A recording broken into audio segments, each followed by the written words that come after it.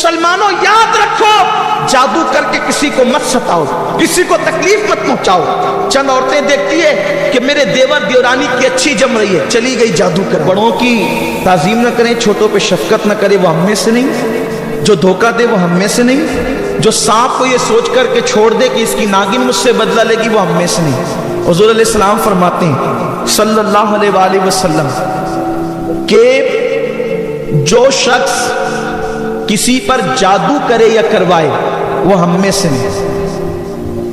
आजकल ये बला भी बहुत तेजी से हमारे माशरे में चली है कि किसी को देखा अच्छे रिश्ते आ रहे हैं, उस पर जादू कर दिया, उसको रिश्ते ना आए।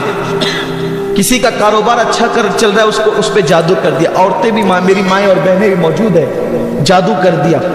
किसी को सेहतमंद देखा ये बीमार पड़ जाए, जादू कर दिया। किसी की आवाज अच्छी देखी, उस पर जादू कर दिया। आका फरमाते वो हम में से नहीं, बल्कि अल्लाह के रसूल सल्लल्लाहु अलैहि वसल्लम फरमाते हैं जो जादूगर के पास सिर्फ जादू करवाने के लिए जाता है, आका फरमाते 40 दिन तक अल्लाह उसकी इबादतें कबूल नहीं फरमाता। याद रखना, शबे बारात में सबको माफ कर दिया जाता है, जादू करने और कराने वालों को माफ नहीं किया जाता। बड़ी माजरत के साथ मेरी माएँ और बहनें यहाँ मौजूद है और आप भी मौजूद है, हमें पता चला है कि अब तो लोग जादू करने कराने के लिए काफिरों तक के पास जाते हैं, बुत खानों तक जाते हैं और वहां जाकर के एक दूसरे के खिलाफ जादू करवाते हैं। मैं सिर्फ यहाँ ज्यादा कुछ नहीं कहना चाहता, इतना कहना चाहता हूँ दूसरों को तड़पाना आसान है, लेकिन कुदरत जब बदला लेती है ना उसके बंदों को तड़पाने का, तो फिर इंसान कहीं का नहीं रहता। किसी को परेशान करना बहुत अच्छा लगता है। आपने किसी पे जादू कर दिया, वो तकलीफ में आ गया, भाई जादू असर करता है ना, जादू असर करता है, कभी करता है कभी नहीं करता, लेकिन अगर जादू ने किसी पे असर कर दिया तो वो तकलीफ में आ गया, मुसीबत में आ गया, परेशान हो गया। अब आप खुश हो रहे हैं कि चलो उसकी बेटी को रिश्ते नहीं आ रहे।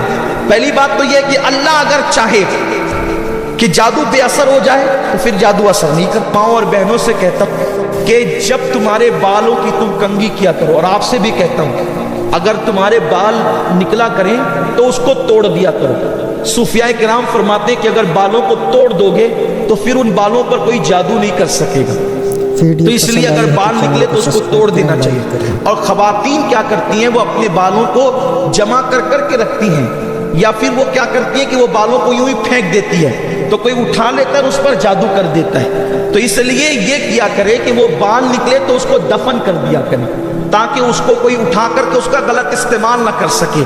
तो आका अलैहिस्सलाम ने फरमाया कि जो किसी पे जादू करे या करवाए वो हम में से नहीं है। और फिर अल्लाह अकबर, जो जादूगरों के पास जाए, आका फरमाते 40 दिन तक के उसकी इबादत कबूल नहीं होती।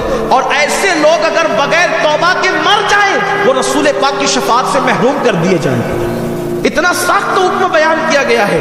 और अंजाम क्या है, आपने किसी को परेशानी में डाल दिया, तकलीफ में डाल दिया, वो अल्लाह जितने दिनों तक चाहेगा, अल्लाह की मर्जी के बगैर पत्ता नहीं हिलता, वो तकलीफ में रहेगा। और अल्लाह जिस दिन चाहेगा तो वो कोई छोटा सा वजीफा ही पढ़ लेगा तो वो जादू खत्म हो जाएगा। कुछ ना कुछ तो उसके लिए रास्ता निकलेगा ना, क्योंकि आप किसी को परेशान कर सकते हैं। कहते हैं ना शैतान हलाकान करता है, जान से नहीं मार सकता। तो ऐसी सूरत में, लेकिन जब कुदरत आपसे बदला लेगी, आपसे इंतकाम लेगी, लोगों को सताने वालों का अंजाम कभी अच्छा नहीं होता। उन लोगों को हमने देखा है जो जादू करते कराते हैं, जब वो दुनिया से गए तो लोगों ने उनके जनाजों में शिरकत करके कहा कि चेहरे ऐसे हो गए थे कि छुपाना पड़ा, जनाजा ऐसा हो गया था कि जल्दी से उठाना पड़ा। लोगों ने दुपट्टे रख लिए अपने नाक पर, लोगों ने रुमाल रख लिए अपने मुंह पर, जिस्म से ऐसी बदबू आई। मुसलमानों याद रखो, जादू करके किसी को मत सताओ, किसी को तकलीफ मत पहुंचाओ। चंद औरतें देखती है कि मेरे देवर देवरानी की अच्छी जम रही है, चली गई जादू कर।